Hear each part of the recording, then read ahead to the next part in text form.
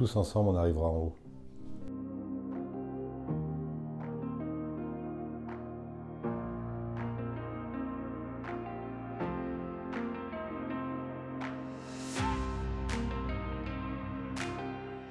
Le vrai enjeu, ça va être notre capacité à embarquer des grosses entreprises dans la prise en compte des limites planétaires et de la façon dont elles peuvent continuer à prospérer dans ce cadre-là.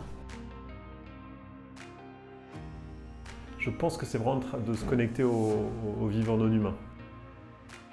Et remettre au vivant ce qu'on a peut-être beaucoup pris, et beaucoup trop pris. Remettre du vivant dans nos relations, dans la manière dont on accompagne les personnes, dans la manière dont on se connecte aux dirigeants, mais on sent qu'il faut aller plus loin, y compris dans nos modèles.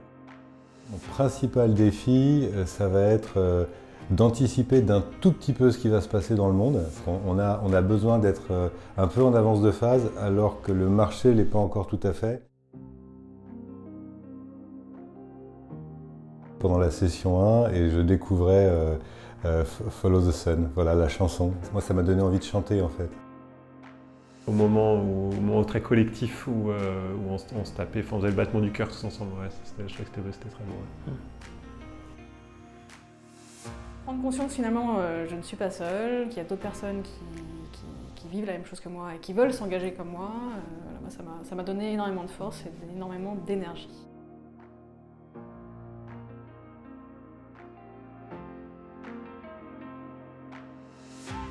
D'abord l'ouverture, enfin je pense que tout le monde joue le jeu et on est là vraiment pour se dire comment faire mieux et plus et mieux pour accompagner cette transformation.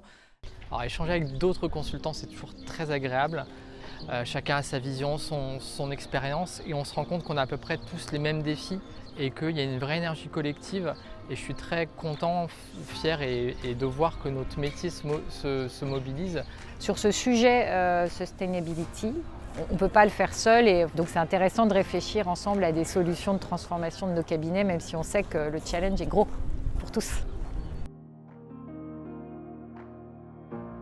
Un consultant en 2050, il est forcément dans la nature et il agit pour la nature.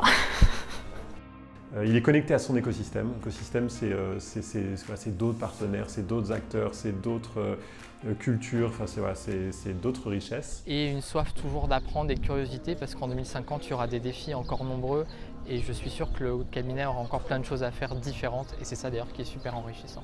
Bravo, la CEC, c'est un passage quasiment obligé.